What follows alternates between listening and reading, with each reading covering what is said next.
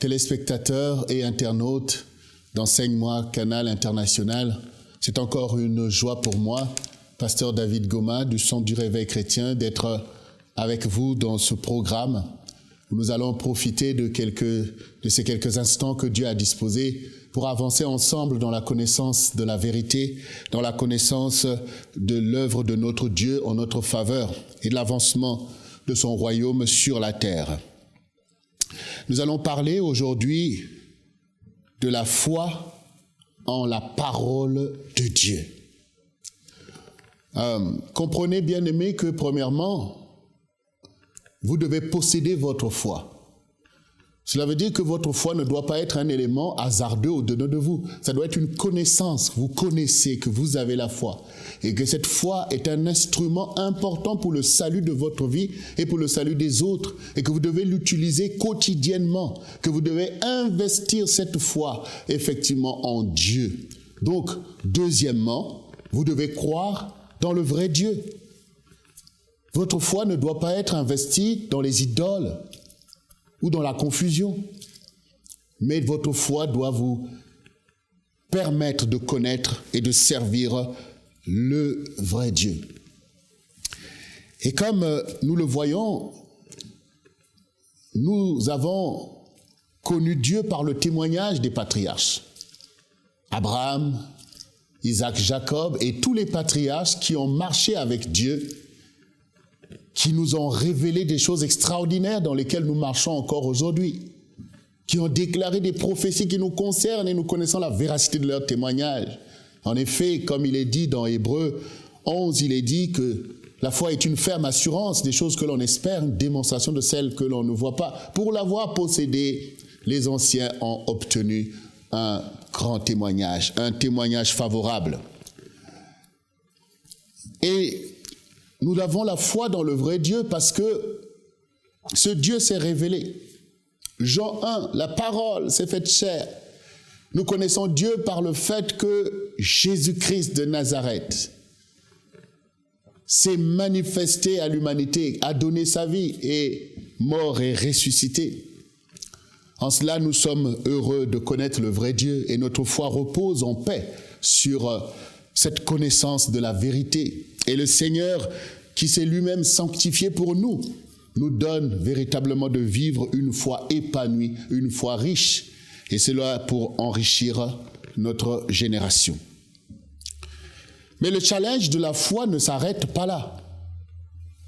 Le challenge de la foi, c'est aussi de cerner la parole de Dieu. Parce que ce vrai Dieu que nous connaissons, il parle. Et il nous faut effectivement connaître sa parole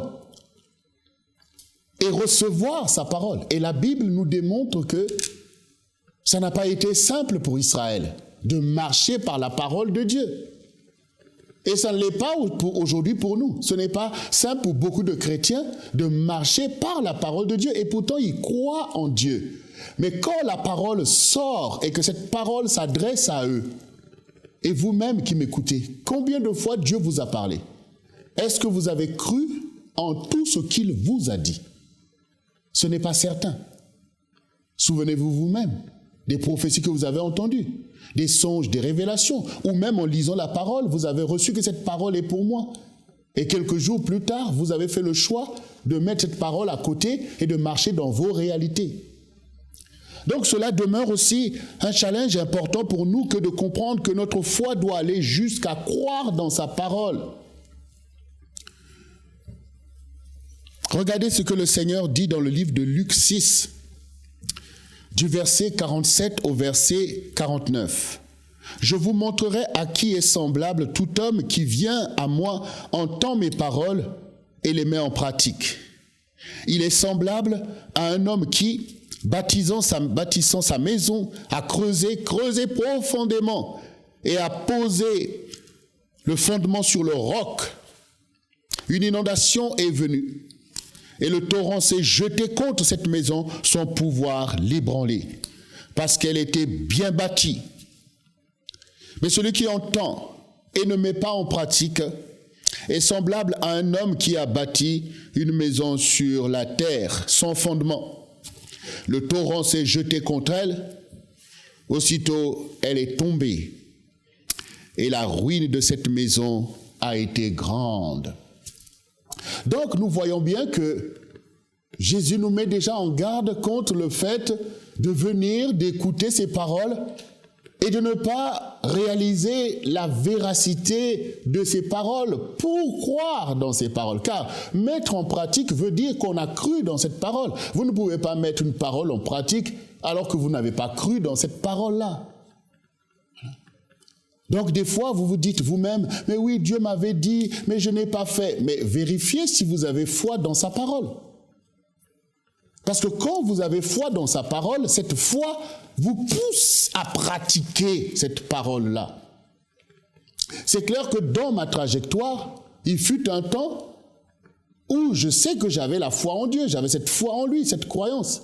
Mais ça ne veut pas dire que je croyais tout ce qu'il disait. Il y avait même des fois où je pensais que Dieu n'est pas réaliste dans ce qu'il dit. Parce que j'étais tellement impressionné par mes réalités à moi, je pouvais penser que Dieu peut-être ne comprend pas bien la situation. Et je me retrouvais aussi dans des situations où quand je priais, je ne voyais pas Dieu agir. Je me disais, bon, peut-être qu'il a pu faire telle autre chose qu'il a fait, mais peut-être que ça, il ne peut pas gérer. Voyez? Donc vous voyez vous-même que vous n'avez peut-être pas encore positionné votre foi par rapport à la parole du Seigneur. C'est important d'avancer d'une façon construite, d'une façon efficace par rapport à tous les challenges que représente votre foi. Parce que quand vous voyez la vie d'Israël telle qu'elle est décrite dans la parole, nous les voyons s'éloigner de la parole dangereusement. Nous voyons qu'entre les promesses que Dieu leur a faites, et ces promesses sont basées sur la parole de Dieu, et nous les voyons errer ça et là. Nous les voyons tomber dans l'idolâtrie et s'éloigner de la parole prophétique qui leur a été donnée. Vous-même aussi, une parole a été donnée. Dans la Bible, il est parlé, quand on parle par exemple du prophète Samuel, dès sa prime jeunesse, il a été placé dans le temple et il est dit de lui qu'il ne laissait tomber aucune parole de Dieu. Vous comprenez qu'il s'agit là, en fait, d'un positionnement par rapport à la parole de Dieu. Pas seulement par le fait de savoir que Dieu existe, mais Dieu parle. Et s'il parle, c'est que sa parole nous oriente. Et si nous ne croyons pas en sa parole, nous sommes perdus. Et la parole est un défi parce que la parole dit des choses qui ne vont pas forcément nous plaire. Mais c'est la parole de Dieu. Et c'est pour ça que vous voyez qu'en Israël, ils ont tout un tas de rites autour de la parole. Voilà. Ils ont fait tout un tas de rites, la parole, toucher la parole, ouvrir la parole. Il y a tellement de rites parce que la parole, c'est important. Quand on vous parle comment les Torahs sont écrites, avant d'écrire une lettre, il faut se laver, se purifier, venir écrire la lettre, aller se laver encore. Donc ça prend des années pour écrire une Torah parce qu'il y a des rites autour de la parole. Mais cela peut nous révéler effectivement le côté où la parole de Dieu est sacrée, que cette parole, effectivement, ce n'est pas n'importe quoi. Mais oui, bien sûr, on peut faire tous ces rites, mais ce qui est important, c'est ce que nous allons voir, qui est écrit maintenant dans Jean 8. J'aimerais que nous puissions méditer ensemble ce passage, parce que nous allons comprendre beaucoup de choses. Jean 8, à partir du verset 30, voici ce qui est écrit. Comme Jésus parlait ainsi, plusieurs crurent en lui. Et il dit aux Juifs qui avaient cru en lui, « Si vous demeurez dans ma parole, vous êtes vraiment mes disciples.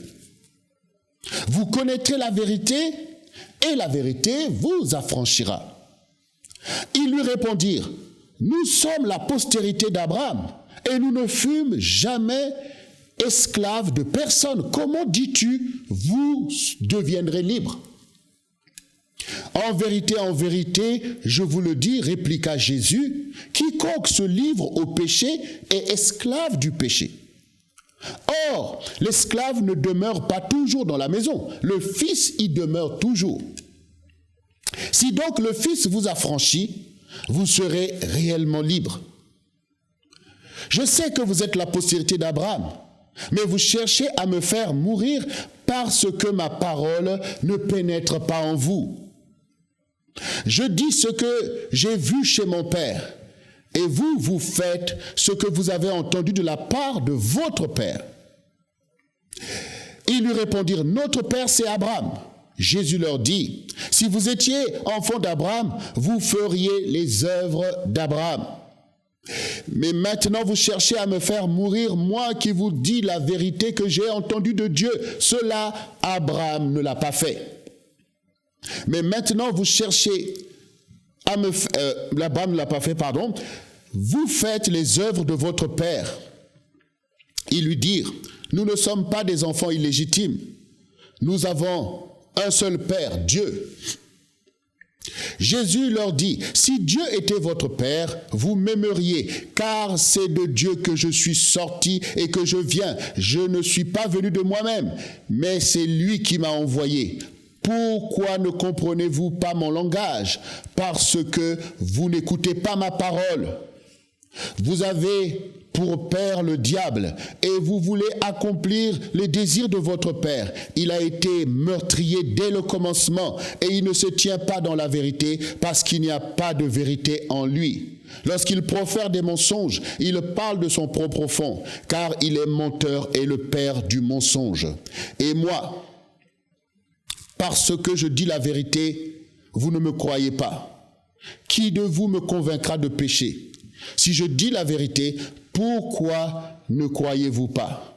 Celui qui est de Dieu écoute les paroles de Dieu. Vous n'écoutez pas parce que vous n'êtes pas de Dieu. Les Juifs lui répondirent, « N'avons-nous pas raison de dire que tu es un Samaritain et que tu as un démon? » Jésus répliqua, « Je n'ai point de démon, mais j'honore mon Père et vous m'outragez. Je ne cherche point ma gloire.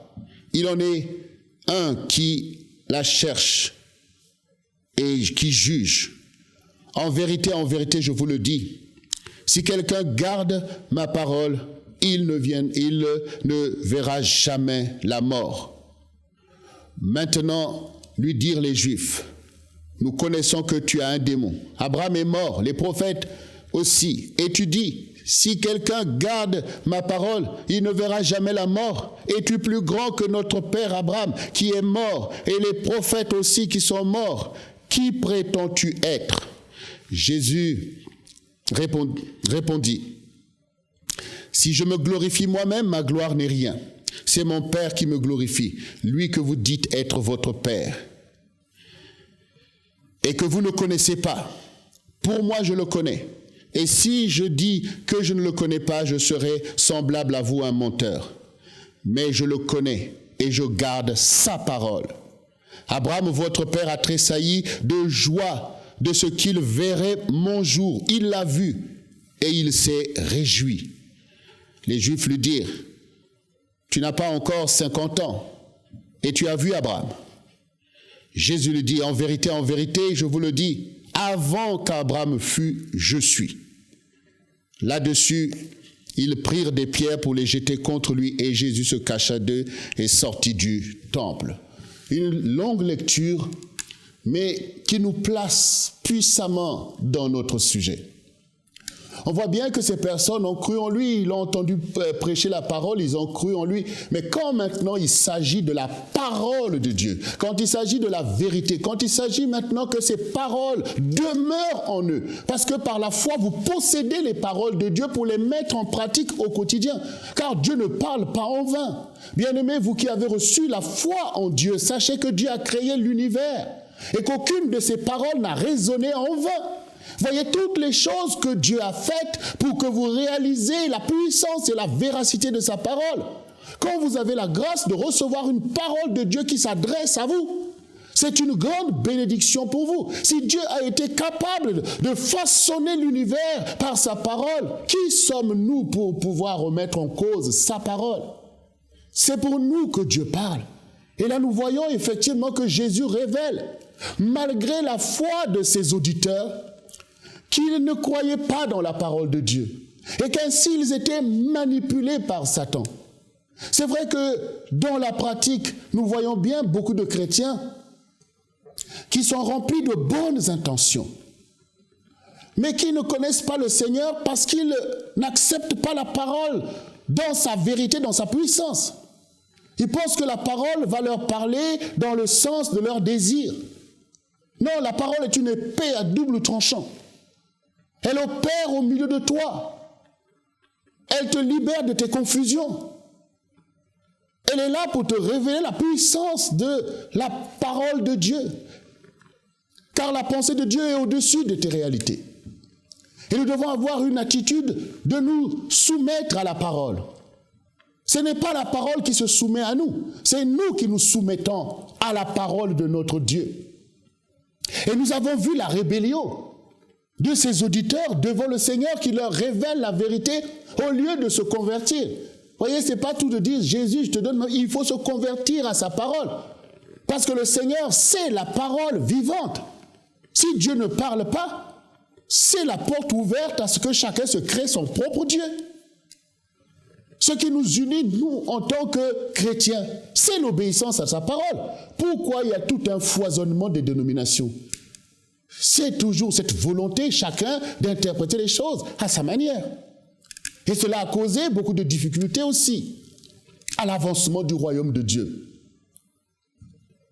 Et vous qui m'écoutez, bien-aimés, est-ce que vous pouvez maintenant, quand vous lisez cette parole, prendre votre part par rapport à ce que Dieu dit? Aujourd'hui, le diable manipule encore beaucoup de croyants. Et nous voyons ces croyants-ci qui veulent contester avec le Seigneur. Et quand le Seigneur leur révèle qu'avant qu'Abraham fût, je suis, ça veut dire que quand il a dit avant qu'Abraham fût, je fus, ça veut dire que je suis l'Éternel. Et ça, ils n'ont pas supporté. Ils ont pris des pierres pour le lapider. Cela veut dire que l'homme résiste à la vérité. Et malgré ce que Jésus a démontré, cette génération n'a pas pu croire en lui. Aujourd'hui encore, peut-être que, oui, tu as la foi en lui, mais peut-être ne crois-tu pas tout ce qu'il dit, et je sais de quoi je parle. Je veux que vous puissiez grandir dans la foi, en prenant la parole de Dieu au sérieux, que c'est une parole vraie, même si vous ne la comprenez pas. Dans une maison, les enfants ne comprennent pas tout ce que leur disent leurs parents, en fonction de leur âge. Mais plus tard, ils vont comprendre, parce qu'ils arriveront à une maturité qui permet de comprendre ce que disaient les parents. Mais c'est important pour les parents de dire des vérités à leurs enfants. Et le Seigneur lui-même dit dans sa parole, enseigne à tes enfants la parole de Dieu. Quand il grandira, il ne s'en éloignera pas. Souvenez-vous, quand même la rébellion peut atteindre l'homme, comme dans l'histoire de l'enfant prodigue. Il s'est éloigné de la maison de son père. Parce qu'il était mu par ses propres désirs et ses propres pensées. Et on voit bien la manipulation de Satan qui est toujours de te faire croire que tu es libre de faire ce que tu veux, tu es heureux en pratiquant ce que tu veux. Et quand on se retrouve dans la crise, quand on se retrouve au milieu des pourceaux, on se souvient de la parole de sagesse que disait notre Père. La parole de Dieu. Elle triomphe quand l'épreuve est là, dans ta confusion. C'est là que tu réalises que la parole de Dieu, c'est la parole de Dieu. Mais il est avantageux pour toi qui m'écoutes de croire dans la parole, d'appliquer ton attention, de bénir le Seigneur pour sa parole. Oui, il faut que tu bénisses le Seigneur pour sa parole, pour lui dire, Seigneur, merci pour ta parole. Mais vous vous imaginez que Dieu n'avait pas permis que cette parole soit dans un livre? On voit bien l'amour du Seigneur. Vous savez, la Bible, c'est le livre le plus lu. Il n'y a pas un livre qui peut concurrencer la Bible, ni le Coran, ni quoi que ce soit. Mais pourquoi Dieu permet une telle présence de la vérité? C'est pour nous aider. Mais toi qui as une Bible et qui fais comme moi à l'époque où j'ouvrais la Bible en croyant que c'est suffisant, est-ce que tu comprends que tu dois méditer la parole qui est dedans en bénissant le Seigneur pour la parole qui t'éclaire et qui empêche au diable de te manipuler? S'il n'y avait pas la parole de Dieu, nous serions tous manipulés. Bien sûr que le diable, c'est un malin, il est plus malin que nous. Mais à cause de la parole de vérité, qui que ce soit, où que tu te trouves, quand tu crois dans cette parole, le diable est totalement renversé. Parce que cette parole établit la vérité comme un fondement au-dedans de toi. Quand le Seigneur a dit aux apôtres, quand le consolateur viendra, l'esprit de vérité que le monde ne peut pas recevoir, Parce que le monde est mu de séduction. Il se crée ses idéologies. Et tout ça, c'est l'œuvre du diable qui a toujours voulu éloigner l'homme de Dieu pour régner sur la terre. Et c'est l'homme qui fait régner le diable sur la terre. Et ces gens-là qui font régner le diable, qui refusent le règne de Jésus. Mais toi qui m'écoutes, tu es un ambassadeur pour le royaume de Dieu, pour faire régner le Seigneur par sa parole de vérité. Le Seigneur veut que tu reçoives sa parole. Elle est là pour te guérir. Elle est là pour te bénir et pour te guider. Mais que tu sois aussi un véhicule pour cette parole. Nous sommes porteurs de la bonne nouvelle. Et la bonne nouvelle se base sur la vérité. Quand quelqu'un est dans l'erreur, quand il est dans le péché, la bonne nouvelle, c'est pas de lui dire « Oh oui, bon, tu sais, Dieu sait toutes choses. Hein? Ah bon, Dieu pardonne toutes choses. » C'est de lui dire « Tu es dans l'erreur, tu es dans le faux. C'est parce que dit la parole, tu risques ta vie. Tu risques même d'aller en enfer. Il faut que tu puisses te repentir. » C'est ça la bonne nouvelle pour lui. Vous savez, Dieu nous a donné à tous un temps pour vivre. Et c'est pendant ce temps qu'il faut expérimenter la vérité, qu'il faut faire des bons choix, qu'il faut sauver ta vie et la vie des autres autant que tu peux. Il est dit que celui qui sauve les âmes est sage. Mais c'est par la puissance de l'esprit de vérité. Qu'est-ce qui a fait la différence entre les apôtres et leur génération? C'est l'esprit de vérité. Ils ont compris qu'il ne s'agit plus de se séduire.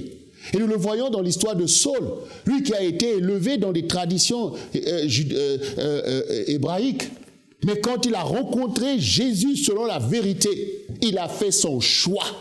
Il a réalisé que je me suis trompé lourdement. Mais selon le temps qui me reste, je veux courir avec la révélation de l'Évangile. C'est là ce que vous devez faire, bien-aimés. Croire dans sa parole. Sa parole est notre force. La parole du Seigneur doit s'incarner en vous. Les Saintes Écritures sont là pour vous. Et réjouissez-vous de les mettre en pratique. Réjouissez-vous de les mettre en pratique. Je dis souvent,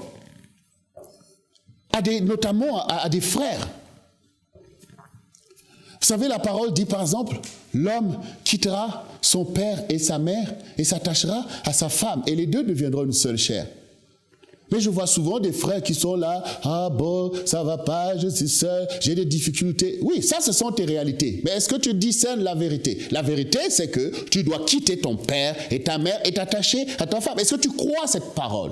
Et pour n'avoir pas cru dans ces paroles, l'Église est paralysée comme notre génération. Il n'y a rien qui se fait. On ne rentre pas dans les plans de Dieu. On ne rentre pas dans les bénédictions. On est livrés les uns les autres. Le diable vient mettre le commerce sexuel. Tout le monde est dans l'impureté parce qu'on a oublié qu'il s'agit de marcher par la parole. Ce n'est pas tes réalités qui vont te conduire vers ton mariage. C'est parce que tu crois dans la parole et Dieu sera là pour accomplir sa parole. Ce n'est pas tes réalités qui vont bouger Dieu. Mais quand tu te lèves selon sa parole, il est engagé dans sa parole. Il t'accompagnera. Il se réjouira de ce que sa parole soit accomplie parce que le témoignage de la vérité doit demeurer. Donc comprenez votre responsabilité par rapport à la parole dans laquelle vous devez croire au lieu que de vous laisser paralyser par vos réalités. Bien-aimés, c'est important de comprendre la foi en la parole de Dieu. Ne laissez plus la parole de Dieu tomber dans votre quotidien. J'ai entendu, mais ça ne correspond pas. Ça ne cadre pas à ce que je recherche. Dieu ne comprend pas, Dieu comprend bien. C'est à toi de comprendre aujourd'hui qu'il y a une parole sur laquelle tu dois te lever. Il y a une parole sur laquelle tu dois te tenir. La parole de ton Dieu. La parole prophétique, ce n'est pas seulement que la Bible là, nous donne les principes de base de notre vie au quotidien. Vous voyez, c'est comme le code de la route. Il y a un code de la route pour tout le monde. La voiture vous appartient, mais la route ne vous appartient pas. Mais vous imaginez que vous roulez sur la route selon votre guise. Vous voyez tous les accidents que vous allez causer? Eh bien, c'est ce qui se passe quand nous ne marchons pas par la parole. Nous faisons ce que nous voulons faire. Eh bien, on crée la zizanie, on crée des situations compliquées. On va détruire les familles parce que tu as vu que ça te plaît. Telle femme, tu n'as pas vu qu'elle est mariée et que tu dois prier pour trouver la femme de ta vie. Eh bien, voilà, maintenant, tu vas aller casser toute une famille. C'est ce désordre-là quand on ne marche pas par la parole du Seigneur. Et nous, les croyants, nous avons la parole. Si déjà nous prions pour que les païens eux-mêmes se tournent vers Dieu, ce n'est pas à nous de mépriser la parole de Dieu et croire que notre croyance en Dieu va nous sauver. Ce qui nous sauve, c'est la parole mise en pratique. Parce que le Seigneur dit, ce n'est pas moi qui vous juge, c'est la parole que j'ai déclarée. Crois en la parole du Seigneur. Et cette parole est pour toi et pour ta famille. Car la Bible dit, celui qui obéit bien à la voix de l'Éternel, si tu obéis bien à la voix de l'Éternel, tu seras béni. Et la voix de l'Éternel est incarnée par sa parole, qui nous est confiée par la Bible, mais aussi la parole qui nous vient par la révélation. Il est écrit dans Job 33, à partir du verset 14. Dieu parle tantôt d'une manière, tantôt d'une autre, mais l'homme n'y prend point garde. Il parle par des songes, par des visions nocturnes. Quand les hommes sont livrés à un profond sommeil, alors il leur donne des avertissements et il met le sceau à ses instructions, afin de détourner l'homme du mal et de le préserver de l'orgueil. Dieu te parle et sa parole, c'est Dieu lui-même. Tu dois honorer sa parole. Tu dois aimer la parole de Dieu et tu dois te réjouir de la mettre en pratique. La parole est là pour te révéler ta destinée et la voie de la vérité. Merci Seigneur de ce que cette parole s'est accomplie. Merci Seigneur de ce que cette prophétie s'est accomplie. Merci Seigneur. Parle-moi Seigneur. Je crois en ta parole. Et quand vous lisez la Bible, vous devez bénir le Seigneur. Oh là là, quelle parole! Pendant un temps dans ma vie, Dieu m'avait mobilisé pour méditer sa parole. Je ne pouvais même plus supporter de lire un autre livre que la parole du Seigneur. Dieu m'a montré l'autorité de sa parole, la puissance de sa parole. Il n'y a aucune autre parole que l'on doit comparer. Quand je vois même les politiques, leurs références, les gens qu'ils citent, un tel a dit, quelle parole va se comparer à la parole de notre Seigneur? Si c'était un homme qui avait dit ces paroles, tout le monde allait le citer. Mais parce que c'est Dieu et que par cause de l'orgueil intellectuel auquel le diable est totalement impliqué, eh bien, nos leaders, nos grands de ce monde ne veulent pas prendre en référence la parole de Jésus, alors que leur nation a un fondement biblique. Et cela est une grave erreur et justifie la crise sociétale de notre temps. Mais vous, bien-aimés, montez vous-même au créneau. Le Seigneur dit que vous serez la tête et non la queue. Il faut des Daniel, il faut des Joseph, des gens qui soient capables de pouvoir marcher selon la parole et faire marcher les nations selon la parole de Dieu. Bien-aimés, soyez bénis, vous qui croyez en sa parole. Que sa parole s'incarne en vous. Où que vous soyez, la parole de Dieu est votre provision. Cherchez la parole qui correspond à votre situation. Elle s'incarnera, elle changera les circonstances et vous bénirez l'Éternel. Selon qu'il est écrit, invoque-moi au jour de la détresse, je te délivrerai et tu me glorifieras. Recevez la parole de Dieu avec joie, que votre joie soit dans la parole du Seigneur et que le Seigneur puisse se glorifier dans sa parole. Soyez bénis, vous et les vôtres, que la parole de Dieu vous illumine et change totalement votre situation en glorifiant le Seigneur par l'accomplissement de toutes ses promesses en votre faveur. Soyez bénis au nom de Jésus-Christ. Amen. Merci Seigneur. Merci.